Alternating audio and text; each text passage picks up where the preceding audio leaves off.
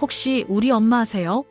이 맛은 세상에 우리 엄마밖에 모르는 맛인데 당신 대체 누구길래 이 찌개를 끓여낸 거죠? 떨리는 목소리로 제가 물었을 때 주방에 서 있던 이름 모를 아주머니는 그저 인자한 미소만 지으며 제 밥그릇 위에 고등어 조림 한 점을 올려주셨습니다.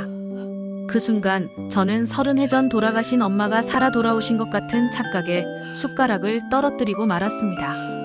대체 이 낯선 여인은 어떻게 제 인생의 가장 깊은 비밀인 엄마의 맛을 그대로 재현하고 있는 걸까요? 안녕하세요. 오늘도 가슴 따뜻한 사연으로 여러분을 찾아온 사연 라디오입니다. 오늘 들려드릴 이야기는 평생 엄마의 빈자리를 그리워하며 살던 한 여인이 낯선 가다 도우미 아주머니의 밥상에서 엄마의 숨결을 다시 만난 기적 같은 실화입니다. 본격적인 이야기를 시작하기 전에 여러분의 소중한 구독과 좋아요, 알림 설정은 저에게 큰 힘이 됩니다. 지금 바로 꼭 눌러주시면 이 따뜻한 사연이 더 많은 분께 닿을 수 있습니다. 감사합니다. 사실 그 무렵 제 인생은 말 그대로 만신창이었습니다.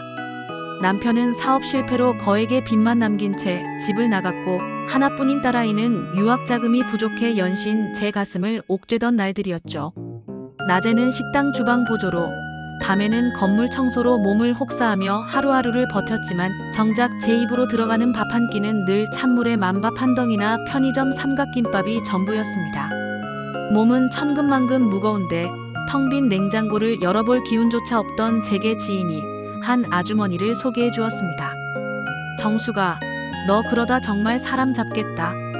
여기 아주머니 한 분 계시는데 손맛도 좋고 사람도 진국이야.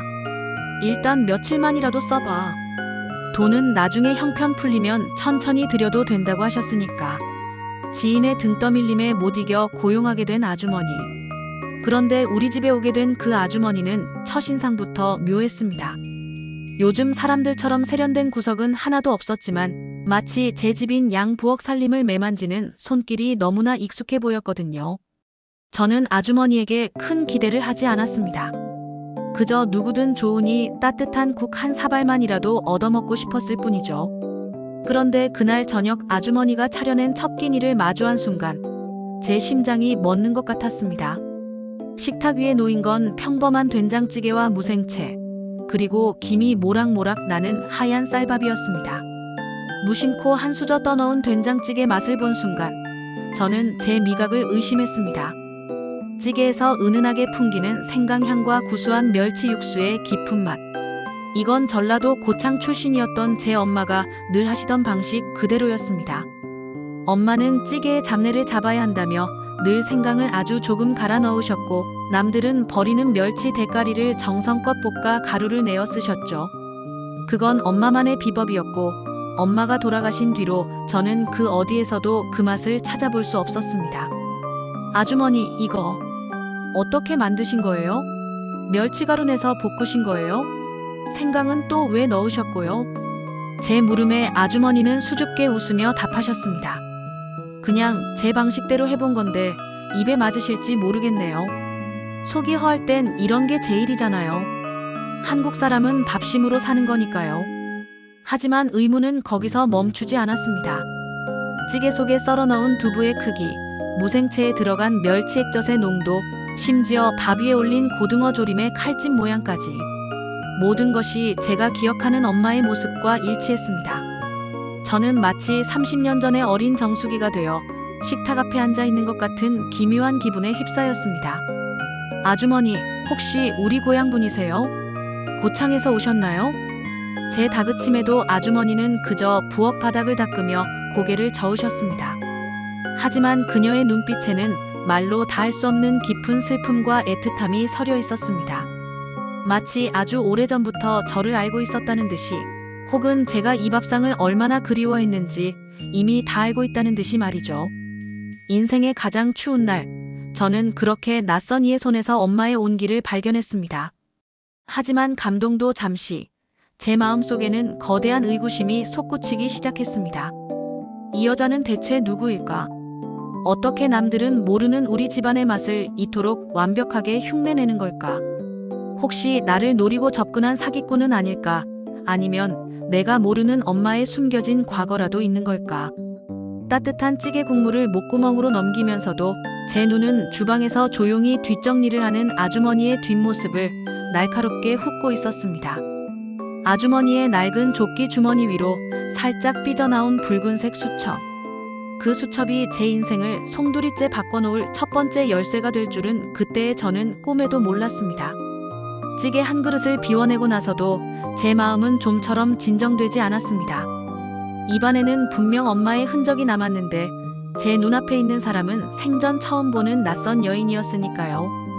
아주머니가 주방 일을 마치고 돌아간 뒤에도 저는 식탁 앞에 멍하니 앉아 있었습니다. 이게 정말 우연일까? 아니면 내가 너무 외롭고 힘들어서 헛것을 본 건가? 하지만 혀끝에 남은 그 알싸한 생각 맛은 결코 환상이 아니었습니다. 다음 날 아침 아주머니가 현관문을 열고 들어오는 소리에 저는 자기도 모르게 몸을 바짝 긴장시켰습니다. 아주머니는 어제와 다름없이 소매를 걷어붙이고 익숙하게 앞치마를 둘렀습니다. 그 뒷모습을 보고 있자니 어젯밤 다짐했던 차가운 질문들이 목구멍 아래로 쑥 내려가는 기분이었죠. 하지만 저는 애써 마음을 다잡았습니다. 제 인생이 이미 풍비박산 난 마당에 정체 모를 사람에게 마음을 열었다가 더 큰 화를 당할지도 모른다는 공포가 밀려왔거든요. 아주머니, 오늘 점심은 안 차려주셔도 돼요. 제가 밖에서 볼 일이 좀 있거든요. 제 차가운 말투에 아주머니는 잠시 손을 멈췄습니다. 그러더니 이내 고개를 끄덕이며 낮은 목소리로 말씀하시더군요. 그래요, 정숙 씨. 그래도 나가기 전에 속은 채워야죠. 냉장고에 시원한 보리차 끓여놨으니까 그거라도 꼭 마시고 나가요. 보리차라니요? 엄마는 여름이든 겨울이든 늘 보리차를 진하게 끓여 냉장고 가장 안쪽에 넣어두셨습니다. 갈증이 날 때 그 차가운 보리차 한 잔이면 세상 부러울 게 없었죠. 아주머니는 어떻게 제가 물조차 아무거나 마시지 않는 걸 알았을까요? 저는 아주머니의 일거수일투족을 감시하듯 쳐다보기 시작했습니다. 아주머니가 거실 바닥을 닦을 때 저는 일부러 주방 근처를 서성였습니다. 아주머니가 쓰는 세제, 행주를 빠는 모양새, 심지어 그릇을 정리하는 순서까지 하나하나 관찰했습니다. 그런데 보면 볼수록 소름이 돋았습니다. 엄마는 늘 밥그릇을 엎어놓지 않고 똑바로 세워서 보관하셨거든요. 복이 나간다는 이유 때문이었죠. 아주머니 역시 약속이라도 한 듯 그릇들을 하나하나 정성스레 세워놓고 있었습니다. 아주머니, 그릇을 왜 그렇게 두세요? 요즘 사람들은 다 엎어놓잖아요. 제날 선 질문에 아주머니가 수줍게 웃으며 답했습니다. 그냥요. 왠지 이렇게 둬야 마음이 편해서요. 예전에 알던 분이 꼭 이렇게 하셨거든요. 예전에 알던 분이라니. 그게 대체 누구란 말입니까? 제 의심은 이제 확신에 가까운 경계심으로 변했습니다. 아주머니가 화장실에 들어간 사이 저는 거실 소파 위에 놓인 아주머니의 낡은 가방을 훔쳐보았습니다. 어제 보았던 그 붉은색 수첩의 모서리가 살짝 보였습니다. 손을 뻗어 확인해보고 싶은 유혹이 강렬했지만 그때 화장실 문이 열리는 소리에 저는 화들짝 놀라며 자리를 피했습니다. 제 마음은 갈기갈기 찢어지는 것 같았습니다. 한편으로는 이 아주머니가 차려주는 밥을 평생 먹고 싶다는 간절한 그리움이 솟구쳤고, 다른 한편으로는 이 모든 것이 누군가의 철저한 계산 아래 이루어지는 연극일지 모른다는 불안감이 저를 괴롭혔습니다. 정수가, 정신 차려. 세상에 이유 없는 친절은 없어. 엄마는 30년 전에 돌아가셨고 이 여자는 그저 남일 뿐이야. 저는 스스로에게 수천 번을 되뇌었습니다. 하지만 아주머니가 정성껏 갈아 만든 콩국수를 내밀었을 때 그 위에 고명으로 얹어진 수박 한 조각을 본 순간 저는 다시 무너지고 말았습니다. 엄마는 늘 여름 별미인 콩국수에 설탕 대신 수박 조각을 넣어 단맛을 내셨거든요. 그건 우리 동네에서도 우리 집뿐이었던 독특한 방식이었습니다. 도대체 아주머니 누구세요? 당신, 우리 엄마랑 무슨 사이야? 참다 못한 제가 소리를 질렀을 때 아주머니의 눈에 맺힌 그 슬픈 눈망울을 저는 잊을 수 없습니다. 아주머니는 아무 말 없이 앞치마를 풀고는 조용히 짐을 챙기기 시작했습니다. 그 모습이 마치 저를 버리고 떠나던 남편의 뒷모습 같기도 하고 영영 돌아오지 못할 길을 떠나던 엄마의 마지막 뒷모습 같기도 해서 제 가슴은 시릿하게 아파왔습니다. 경계하고 밀어내면서도 속으로는 이 아주머니가 제발 아니라고, 그저 우연일 뿐이라고 말해주길 바랐던 것 같습니다. 하지만 아주머니는 아무런 해명도 없이 집을 나섰습니다. 현관문이 닫히는 소리와 함께 제 방 안은 다시 차가운 정적으로 가득 찼습니다. 식탁 위에 덩그러니 놓인 콩국수는 벌써 미지근하게 식어가고 있었습니다. 저는 아주머니가 떠난 뒤에도 한참을 울었습니다. 무엇 때문인지 모를 눈물이 멈추지 않았습니다. 낯선 사람에 대한 공포 때문인지, 아니면 겨우 다시 만난 엄마의 흔적을 제 손으로 발로 차버렸다는 후회 때문인지 알 수 없었습니다. 하지만 그날 밤 저는 결국 아주머니를 소개해준 지인에게 전화를 걸 수밖에 없었습니다. 이 아주머니가 우리 집에 오게 된 그 수상한 경로를 반드시 알아내야만 했으니까요. 아주머니가 집을 나간 뒤 저는 뜬 눈으로 밤을 지새웠습니다. 가슴 한구석은 엄마의 맛으로 채워졌는데 머릿속은 온통 차가운 의문들로 가득했죠. 날이 밝자마자 저는 아주머니를 소개해준 지인 정혜 언니에게 전화를 걸었습니다. 목소리까지 떨리는 저를 보며 언니는 당황한 듯 물었습니다. 정수가, 새벽부터 무슨 일이니? 그 아주머니가 무슨 사고라도 치셨어? 언니, 제발 사실대로 말해줘요. 그 아주머니 정말 복지관에서 일 구한다고 해서 그냥 보내준 거예요? 언니가 우리 집 비밀번호랑 내 식성까지 다 알려준 거냐고요? 제 다급한 질문에 정혜 언니는 한참을 머뭇거렸습니다. 그러더니 아주 의외의 대답을 내놓았죠. 비밀번호? 정수가, 그건 내가 알려준 거 아니었니? 그 아주머니가 나한테 찾아와서 그랬어. 예전에 내 엄마랑 인연이 깊었던 사람인데 내가 요즘 많이 힘들다는 소식을 듣고 돕고 싶다고. 내가 직접 비밀번호까지 알려주며 부탁했다고 하길래 난 그런 줄로만 알았지. 머리를 한 대 엇맞은 기분이었습니다. 제가 알려줬다니요? 저는 그 아주머니의 이름조차 모르는데 말입니다. 언니의 말에 따르면 아주머니는 복지관 소속도 아니었고 오히려 언니를 먼저 찾아와 정수기의 근황을 묻고 다녔다는 것이었습니다. 소름이 돋았습니다. 아주머니는 계획적으로 저에게 접근한 것이 분명했습니다. 몇 시간 뒤 약속이라도 한 듯 아주머니가 다시 저희 집 문을 열고 들어왔습니다. 어제 그렇게 소리를 지르고 내쫓다시피 했는데도 아주머니의 얼굴은 평온하기만 했습니다. 주방으로 향하는 아주머니를 저는 거칠게 가로막아 섰습니다. 아주머니, 정체가 뭐예요? 정혜 언니한테 왜 거짓말하셨어요? 내가 비밀번호를 알려줬다고요? 당신 누구길래 우리 집을 뒷조사하고 다니는 거냐고요? 제 추궁에 아주머니는 쥐고 있던 장바구니를 바닥에 내려놓았습니다. 떨리는 손으로 앞치마 끈을 매만지던 아주머니는 한참 동안 침묵을 지키다 겨우 입을 뗐습니다. 미안해요, 정숙 씨. 거짓말한 건 정말 미안합니다. 하지만 그렇게라도 하지 않으면 정숙 씨가 나를 만나주지 않을 것 같아서. 내가 생각이 짧았네요. 그러니까 이유가 뭐냐고요? 왜 남의 인생에 끼어들어서 우리 엄마 흉내를 내는 건데요? 그러자 아주머니는 횡설수설하며 서툰 변명들을 늘어놓기 시작했습니다. 예전에 시장에서 엄마를 몇 번 본 적이 있어서 그 맛을 기억하는 것뿐이다. 그냥 혼자 사는 모습이 안쓰러워 오지랖을 부린 거다. 하지만 그런 말들로 설명하기엔 아주머니가 보여준 엄마의 디테일은 너무나 치밀했습니다. 시장 사람이라서 생각 넣는 법까지 안다고요?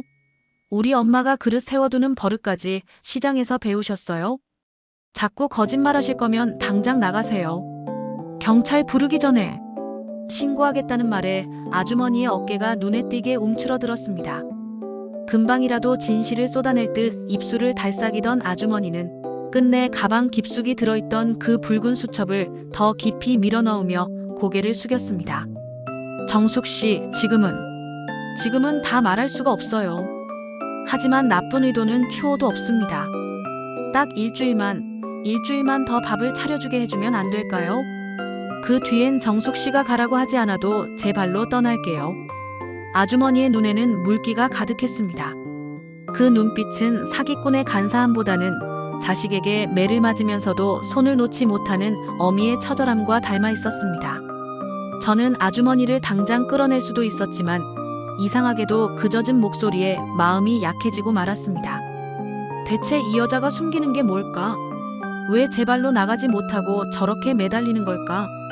수상한 경로로 들어온 침입자라는 경계심과 그녀가 내밀어준 따뜻한 밥상에 대한 갈구가 제 마음속에서 격렬하게 싸우고 있었습니다.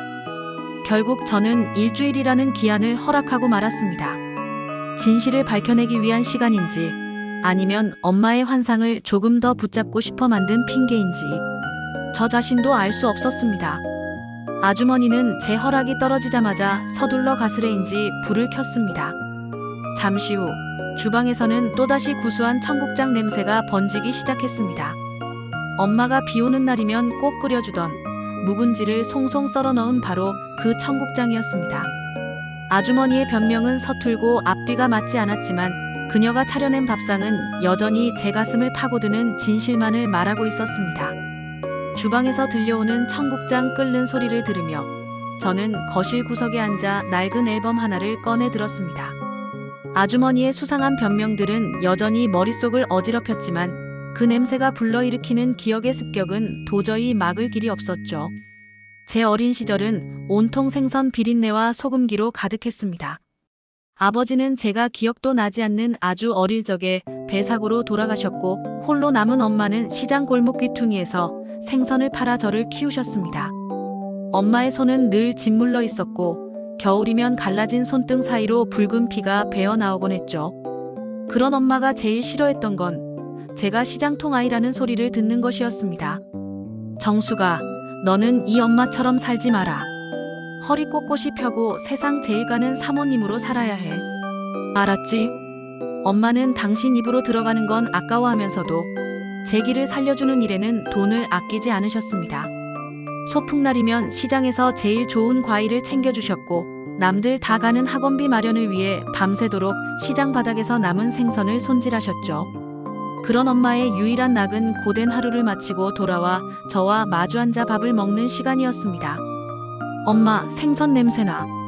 저리 가서 먹어.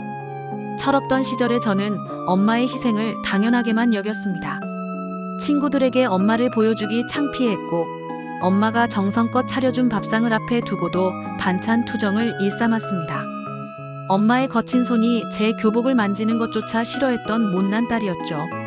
그러던 어느 날 하늘이 무너지는 소식이 들려왔습니다. 평생 병원 한 번 가지 않던 엄마가 말기 암 판정을 받은 겁니다. 시장 바닥에서 통증을 참고 참으며 일하다가 손 쓸 수도 없는 지경에 이르러서야 병원을 찾았던 것이죠. 병실에 누워 뼈만 앙상하게 남은 엄마를 보며 저는 처음으로 목 놓아 울었습니다. 엄마, 미안해. 내가 잘못했어. 나 이제 반찬 투정 안 할게. 그러니까 일어나서 엄마가 해준 찌개 한 번만 더 끓여줘. 하지만 엄마는 대답 대신 제 손을 꼭 잡으셨습니다. 그리고 기운 없는 목소리로 마지막 유언 같은 말을 남기셨죠. 정수가, 사람은 밥심으로 사는 거다. 세상이 아무리 너를 힘들게 해도 밥 굶지 마라. 따뜻한 국물 한 수저에 마음을 녹이고 고등어 한 점에 기운을 내야 해. 그래야 이 험한 세상 살아낼 수 있는 거야. 엄마는 세상을 떠나는 순간까지도 당신의 아픔보다 제 끼니를 걱정하셨습니다. 엄마가 돌아가시고 난 뒤 저는 세상에 홀로 남겨졌다는 공포보다 다시는 그 맛을 느낄 수 없다는 상실감에 더 시달려야 했습니다. 엄마가 차려주던 그 밥상은 단순한 음식이 아니라 저를 지탱해주던 유일한 사랑의 성벽이었으니까요. 결혼 후 남편의 연이은 사업 실패와 가출, 그리고 빚쟁이들에게 시달리며 무너져 내릴 때마다 저는 그 옛날 엄마의 밥상이 간절했습니다. 하지만 어느 식당에서도 어느 유명한 요리사의 손에서도 엄마의 손맛은 찾을 수 없었습니다. 그런데 30년이 지난 지금 제 부엌에서 들리는 이 소리는 분명 제 엄마가 주방에서 내던 그 소리였습니다. 칼칼한 목소리로 정수가 밥 먹자 하고 부르던 그 환청이 들리는 것만 같아 저는 가슴을 쥐어짜며 숨을 죽였습니다. 아주머니는 대체 누구이길래 제가 그토록 감추고 싶어 했던 가난하고 아픈 과거의 맛을 이토록 생생하게 끄집어내는 걸까요? 아주머니의 서툰 변명 뒤에는 분명 제가 감당하기 힘든 어떤 거대한 진실이 숨겨져 있을 것만 같았습니다. 아주머니가 청국장 그릇을 식탁에 내려놓는 소리가 들렸습니다. 저는 눈물을 닦고 식탁으로 향했습니다. 엄마를 향한 그리움과 아주머니를 향한 의심이 뒤섞인 비릿한 슬픔을 머금은 채 말입니다. 식탁 앞에 앉은 저는 숟가락을 드는 손이 파르르 떨리는 것을 느꼈습니다. 김이 모락모락 나는 청국장 옆에는 노란 계란말이와 삭힌 깻잎지가 놓여 있었죠. 얼핏 보기엔 평범한 시골 밥상 같았지만 제 눈에는 소름 끼치는 디테일들이 보였습니다. 엄마는 계란말이를 할 때 항상 대파 흰 부분만 잘게 다져 넣으셨습니다. 노란 계란 속에 초록색이 섞이면 아이들이 편식한다며 색깔을 맞추기 위해 꼭 흰 부분만 쓰셨죠. 그리고 깻잎지는 실로 묶지 않고 꼭 3장씩 엇갈려 놓으셨습니다. 젓가락질 서툰 제가 떼어 먹기 편하라는 엄마만의 배려였죠. 식탁 위에 놓인 반찬들은 그 모양새가 토씨 하나 틀리지 않고 똑같았습니다. 아주머니, 이 계란말이 왜 대파 흰 부분만 넣으셨어요? 제 물음에 아주머니는 그릇을 놓다 말고 멈칫하셨습니다. 그러더니 아주 자연스럽게 하지만 어딘가 서글픈 목소리로 대답하셨죠. 아, 그게 노란색이 예뻐야 먹는 사람 기분도 밝아질 것 같아서요. 대파 파란 부분은 진액이 나와서 지저분해지기도 하니까요. 아주머니의 대답은 논리적이었지만 제 가슴 속 의구심을 잠재우기엔 역부족이었습니다. 저는 홀린 듯 깻잎 한 장을 떼어 입에 넣었습니다. 순간 혀끝에 닿는 알싸한 산초향. 이건 저희 고향에서도 아주 소수의 집안에서만 쓰던 방식이었습니다. 엄마는 깻잎의 비린맛을 잡는다며 산초 열매를 직접 빻아 양념에 섞으셨죠. 이 맛은 산초잖아요. 이걸 어떻게 하셨어요? 아주머니도 전라도 분이세요? 고향이 어디신데요? 제가 다시 몰아붙이자 아주머니는 당황한 듯 시선을 피하며 주방 장식장만 닦아내셨습니다. 그냥 옛날 어른들이 하시는 거 보고 배운 거예요. 정숙 씨 입에 맞았다니 다행이네요. 입맛 없을 땐 짭조름한 게 최고니까요. 2번째 요리, 3번째 요리가 나올수록 상황은 더욱 기괴해졌습니다. 아주머니가 차려낸 갈치조림은 물을 밑에 까는 대신 감자를 큼직하게 썰어 넣는 방식이었습니다. 엄마는 제가 무보다 포슬포슬한 감자를 좋아한다며 항상 물을 빼고 감자만 넣어주셨거든요. 심지어 갈치 지느러미를 가위가 아닌 칼로 쳐내어 살점을 최대한 살리는 그 고집스러운 손질법까지. 이건 단순히 비슷한 맛이 아니었습니다. 누군가 제 기억을 통째로 복제해서 눈앞에 현실로 만들어 놓은 것 같았죠. 아주머니의 손길이 닿는 곳마다 30년 전 죽은 엄마의 습관들이 살아 움직였습니다. 설마 귀신이라도 고칼 노릇인가 싶어 아주머니의 손등을 빤히 쳐다보았습니다. 거칠고 투박한 손가락 끝에 박힌 굳은 살. 그건 고된 세월을 버텨온 여자의 손이었지만 생전 엄마의 손 모양과는 분명 달랐습니다. 아주머니, 솔직히 말씀하세요. 우리 엄마한테 요리 배우셨죠? 아니면 엄마가 돌아가시기 전에 누구한테 제 식성을 다 적어주기라도 한 건가요? 제 질문에 아주머니의 손이 가늘게 떨렸습니다. 아주머니는 대답 대신 마른 침을 삼키더니 주방 구석에 놓인 물컵을 만지작거렸습니다. 정숙 씨, 세상에는 말로 다 설명 못할 인연이라는 게 있어요. 제가 차려준 밥 먹고 기운 차리는 거, 그거 하나면 된 거 아닌가요? 다른 건 묻지 마세요. 저도 마음이 아파서 그래요. 마음이 아프다니요. 제 인생이 망가진 걸 보고 마음이 아픈 건지 아니면 저를 속이고 있는 이 상황이 괴로운 건지 알 수 없었습니다. 하지만 아주머니의 목소리에는 진심 어린 애통함이 묻어 있었습니다. 저는 식사를 마친 뒤에도 자리에서 일어나지 못했습니다. 완벽하게 재현된 엄마의 밥상을 마주할수록 제 마음속의 경계심은 거대한 슬픔과 뒤섞여 기묘한 에너지를 만들어내고 있었죠. 이 아주머니를 놓치면 정말로 엄마를 영영 잃어버릴 것 같다는 공포와 도대체 나에게 무엇을 원하는 걸까라는 의심이 팽팽하게 맞서고 있었습니다. 아주머니는 설거지를 마치고는 조용히 앞치마를 접어 올렸습니다.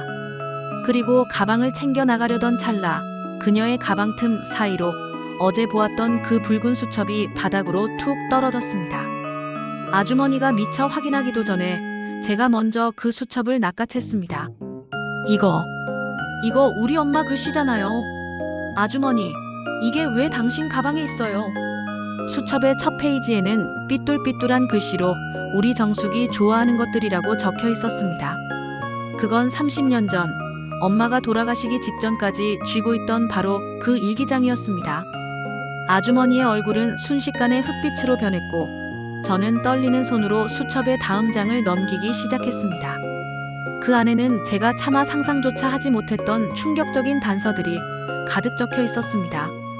수첩을 쥔 제 손등 위로 핏줄이 붉어졌습니다. 아주머니는 사색이 된 얼굴로 제 손에 들린 수첩을 뺏으려 했지만 저는 몸을 돌려 수첩을 가슴팍에 꼭 끌어안았습니다. 이 수첩은 30년 전 엄마가 병실 침대 머리맡에 항상 두었던 그 낡은 일기장이 분명했습니다. 빛바랜 붉은 가죽 표지에는 제가 초등학생 때 붙여준 못난이 딱지가 여전히 끈질기게 붙어 있었거든요. 이거 우리 엄마 거잖아요. 엄마가 돌아가셨을 때 내가 아무리 찾아도 안 보이더니 이걸 왜 아주머니가 가지고 계시냐고요. 제 고함에 아주머니는 그 자리에 못 박힌 듯 멈춰 섰습니다. 떨리는 손으로 다음 장을 넘겼습니다. 그곳에는 엄마의 서툰 글씨로 제 식성뿐만 아니라 제가 인생의 고비마다 겪을 법한 일들에 대한 조언들이 빼곡히 적혀 있었습니다.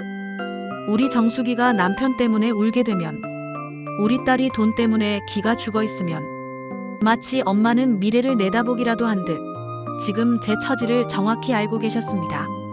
그런데 수첩 뒷장으로 갈수록 글씨체가 미묘하게 바뀌어 있었습니다. 엄마의 삐뚤삐뚤한 글씨가 아닌 조금 더 정갈하고 힘있는 서체. 그건 엄마의 기록을 이어받아 누군가가 30년 동안 꾸준히 덧붙여온 관찰 일기였습니다. 그 일기에는 제가 첫 직장에 들어갔을 때의 소식, 결혼하던 날의 날씨, 심지어 제가 아이를 낳고 미역국을 끓여 먹지 못해 고생했다는 사소한 일상까지 기록되어 있었습니다. 이게 다 뭐예요? 아주머니가 이걸 쓴 거예요? 30년 동안 나를 스토킹이라도 했다는 건가요? 저는 공포심에 뒷걸음질을 쳤습니다. 누군가 내 인생을 30년 동안 몰래 지켜보고 기록해왔다니 이건 감동이 아니라 소름 끼치는 공포였습니다. 그런데 그때 수첩 갈피 사이에서 사진 한 장이 바닥으로 툭 떨어졌습니다. 바닥에 떨어진 사진을 집어든 순간 저는 숨을 쉴 수가 없었습니다. 사진 속에는 30년 전 병실에 누워있는 엄마와 그 곁에서 엄마의 손을 꼭 잡고 있는 아주머니의 젊은 시절 모습이 담겨 있었습니다. 그리고 그 두 사람 사이에는 갓 돌을 지난 듯한 아기 하나가 안겨 있었죠. 그 아기의 발목에는 선명한 반점 하나가 있었습니다. 이 아이 발목에 있는 이 점. 이거 내 점이잖아요. 아주머니, 이 사진 속의 여자가 정말 당신이에요? 엄마랑 당신, 대체 무슨 사이였던 거야? 제 추궁에 아주머니는 마침내 벽을 짚고 주저앉으며 흐느끼기 시작했습니다. 아주머니의 어깨가 들썩일 때마다 낡은 조끼 너머로 서글픈 울음소리가 새어나왔습니다. 정숙씨. 아니, 정숙아. 미안하다. 내가 정말 죽을 죄를 졌다. 아주머니의 입에서 처음으로 제 이름이 나왔습니다. 정숙씨가 아닌 정숙아라는 그 다정한 부름. 그건 엄마가 저를 부를 때 쓰던 바로 그 어투였습니다. 하지만 아주머니의 다음 말은 제 인생의 근간을 뒤흔드는 폭탄과도 같았습니다. 그 사진 속의 아기는 내가 낳은 아기란다. 그리고 내 엄마는 내 목숨보다 소중한 내 언니였어. 아주머니의 고백에 저는 수첩을 떨어뜨리고 말았습니다. 아주머니가 엄마의 언니, 그러니까 제 이모라는 소리인가요? 하지만 저는 이모가 있다는 소리를 단 한 번도 들어본 적이 없었습니다.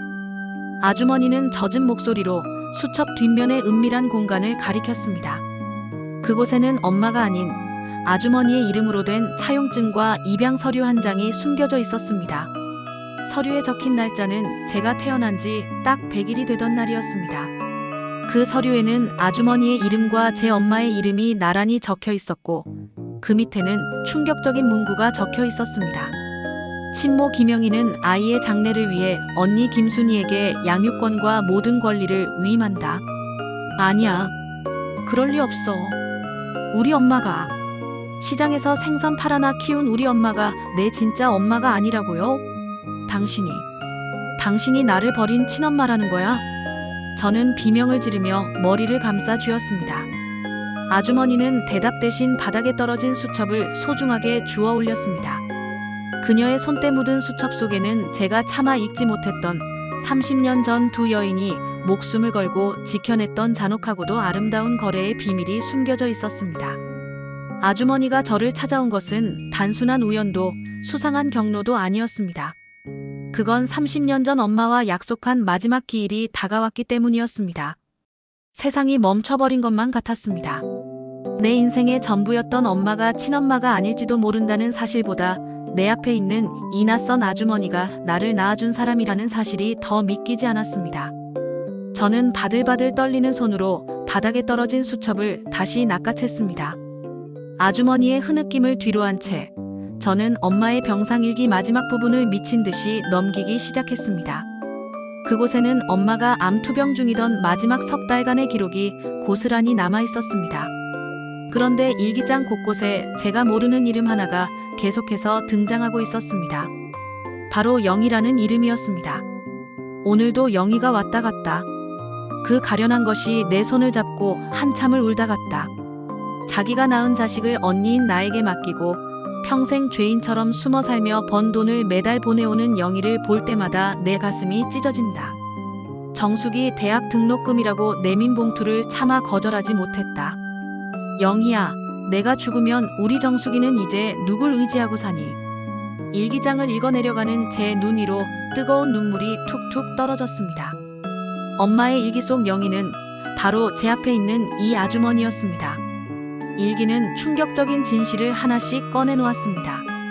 30여 년 전 아주머니는 큰 사기를 당해 빚쟁이들에게 쫓기던 중 저를 낳았습니다. 아이의 생명까지 위협받던 절박한 상황에서 아주머니는 눈물로 제 엄마를 찾아왔던 겁니다. 언니, 내 목숨은 버려도 좋으니 이 아이만은 살려줘. 언니 딸로 키워줘. 나는 죽은 사람처럼 살며 평생 이 아이 뒷바라지만 할게. 제발 정숙이만은 생선 비린내 나는 내 팔자 닮지 않게 해줘. 엄마는 자식이 없던 처지의 동생의 아이를 제 자식처럼 받아들였습니다. 그리고 아주머니는 그날 이후로 정말 죽은 사람처럼 살았습니다. 식당 일을 하고 남의 집 빨래를 하며 번 돈을 단 한 푼도 자신을 위해 쓰지 않고 엄마에게 보냈습니다. 제가 입었던 좋은 옷, 제가 먹었던 귀한 과일들. 그 속에는 생선 팔던 엄마의 땀방울 뿐만 아니라 이름 없는 여인으로 살며 제 곁을 맴돌던 친엄마의 피눈물이 섞여 있었던 겁니다. 일기장 마지막 장에는 엄마의 유언 같은 부탁이 적혀 있었습니다. 영희야, 내가 이제 갈 날이 얼마 안 남은 것 같아. 내가 떠나고 나면 정숙이가 많이 외로울 거야. 하지만 바로 나타나지는 마라. 아이가 혼란스러워할 테니. 정숙이가 환갑이 되어 인생의 쓴맛 단맛 따보고 이제는 엄마의 마음을 조금이라도 이해할 수 있는 나이가 되면 그때 내가 가르쳐준 내 손맛으로 그 아이 밥 한 끼만 차려주렴. 그게 내 마지막 부탁이다. 그제야 모든 퍼즐이 맞춰졌습니다. 왜 아주머니가 우리 집 비밀번호를 알고 있었는지, 왜 엄마의 손맛을 그토록 완벽하게 재현했는지 말입니다. 아주머니는 30년 동안 엄마와 약속한 그때를 기다리며 엄마가 남긴 레시피 수첩을 수만 번도 더 읽고 연습했던 겁니다. 그럼 아주머니가 그동안 저를 계속 지켜보신 거예요? 내가 결혼할 때도 아이를 낳을 때도. 제 물음에 아주머니는 고개를 숙인 채 간신히 대답했습니다. 미안하다, 정수가. 내 결혼식 날 식장 저 멀리 구석에서 내가 드레스 입은 모습 보고 얼마나 울었는지 모른다. 행여나 내 비루한 모습이 내 앞길에 방해될까봐 가까이 가지도 못했어. 언니랑 약속했거든. 내가 인생의 고비를 넘기고 정말로 따뜻한 위로가 필요할 때 그때 나타나기로. 저는 일기장을 덮고 주방 쪽을 바라보았습니다. 아까 아주머니가 차려낸 그 소박한 밥상. 그건 단순한 끼니가 아니라 30년 동안 전하지 못한 친엄마의 고백이었고 죽어서도 딸의 배고픔을 걱정했던 양엄마의 지독한 사랑이었습니다. 저는 아주머니의 거친 손을 내려다보았습니다. 엄마의 손보다 더 거칠고 투박한 그 손. 저를 살리기 위해 자신의 인생을 통째로 지워버린 여자의 손이었습니다. 가슴 밑바닥에서부터 뜨거운 무언가가 울컥 치밀어 올랐습니다. 의심과 경계로 가득 찼던 제 마음은 어느덧 걷잡을 수 없는 통곡으로 바뀌고 있었습니다. 일기장 속에 적힌 진실은 제가 감당하기에 너무나 뜨겁고도 무거웠습니다. 저는 일기장을 가슴에 품은 채 바닥에 주저앉아 있는 아주머니를 멍하니 바라보았습니다. 아주머니, 아니 제 친엄마인 영희 씨는 거칠어진 손으로 얼굴을 가린 채 어깨를 들썩이며 울고 있었습니다. 정수가, 언니가, 내 엄마가 나랑 약속을 했었어. 자기가 떠나고 나면 내가 세상 천지에 홀로 남겨질 텐데 그때 바로 내가 나타나면 내가 얼마나 배신감을 느끼겠느냐고. 내 인생의 엄마는 오직 생선 팔아 너 키운 자기 하나뿐이어야 한다고 말이야. 아주머니의 목소리는 끊어질 듯 이어졌습니다. 30년 전 죽음을 앞둔 엄마는 동생인 아주머니를 병실로 불러 마지막 약속을 받아냈다고 합니다. 그것은 세상에서 가장 잔인하고도 자애로운 약속이었습니다. 아주머니는 평생 제 곁을 맴돌되 절대 정체를 밝히지 말 것, 그리고 제가 인생의 가장 큰 시련을 겪어 누군가의 온기가 간절해지는 그 나이가 되었을 때, 그때 비로소 엄마의 손맛을 빌려 나타나라는 것이었습니다. 언니는 내가 환갑이 넘으면 삶의 고단함을 알게 될 거라고 했어. 자식이 속을 썩이고 남편이 짐이 되고 몸이 예전 같지 않을 때, 그때 엄마가 차려주던 그 된장찌개 맛이 얼마나 그리울지 이미 다 알고 있었던 거야. 그래서 나한테 자기 손맛을 하나하나 가르쳐 준 거란다. 엄마는 투병 중에도 기운을 짜내어 아주머니에게 요리를 가르쳤습니다. 생강을 얼마나 넣어야 하는지, 멸치가루는 어떻게 볶아야 하는지, 그리고 제가 싫어하는 식재료와 좋아하는 나물무침의 간까지 말입니다. 아주머니는 그 맛을 잊지 않기 위해 엄마가 떠난 뒤에도 30년 동안 매일같이 그 음식을 만들며 연습했다고 합니다. 내가 식당 일을 전전하면서도 내 엄마가 가르쳐준 그 맛만은 절대 잊지 않으려고 애썼어. 내가 혹시라도 길에서 나를 마주쳤을 때 내가 차려준 밥 한 끼 먹고 기운 차릴 수 있게 하려고. 나는 그 약속 하나로 30년을 버텼단다. 아주머니는 제가 힘들 때마다 제 집 근처를 서성였다고 고백했습니다. 제가 결혼을 하고 아이를 낳고 남편의 사업 실패로 길바닥에 나앉게 되었을 때도 아주머니는 제 곁에 있었습니다. 하지만 엄마와의 약속 때문에, 그리고 혹여나 자신의 초라한 모습이 제 인생의 걸림돌이 될까봐 그림자처럼 숨어서 지켜만 보았던 것입니다. 정수가, 내가 빚쟁이들에게 시달리며 끼니도 거르고 건물 청소하러 다닐 때, 그때 내가 얼마나 내 앞에 뛰어나가고 싶었는지 모른다. 하지만 언니가 그랬어. 정수기는 강한 아이라고, 스스로 일어설 때까지 기다려줘야 한다고. 그래야 나중에 내가 차려주는 밥상이 진짜 위로가 될 거라고 말이야. 그제야 알 수 있었습니다. 왜 아주머니가 우리 집 비밀번호를 한 번에 누르고 들어왔는지, 왜 지인인 정의 언니를 통해 우연을 가장에 나타났는지 말입니다. 아주머니는 제가 가장 절망적인 순간에, 하지만 스스로를 포기하지 않고 버티고 있을 바로 그 적절한 타이밍을 30년 동안 기다려온 것이었습니다. 저는 아주머니의 굽은 등과 하얗게 센 머리카락을 보았습니다. 저를 위해 자신의 이름을 지우고 저를 위해 친엄마라는 권리조차 포기한 채 평생을 타인으로 살아온 여자. 제 엄마는 시장 골목에 생선 비린내 나는 김순희 씨였지만 그 뒤에는 평생을 숨죽여 울며 제 밥상을 준비해온 김영애 씨가 있었습니다. 아주머니, 아니 엄마. 제 입에서 처음으로 그 단어가 흘러나왔을 때 아주머니는 고개를 번쩍 들었습니다. 믿기지 않는다는 듯 저를 바라보는 그 눈동자에는 30년의 한과 그리움, 그리고 형언할 수 없는 기쁨이 뒤섞여 요동치고 있었습니다. 엄마가 남긴 낡은 일기장과 아주머니가 지켜온 눈물겨운 약속. 저는 이제야 제가 왜 그토록 엄마의 손맛에 집착했는지 깨달았습니다.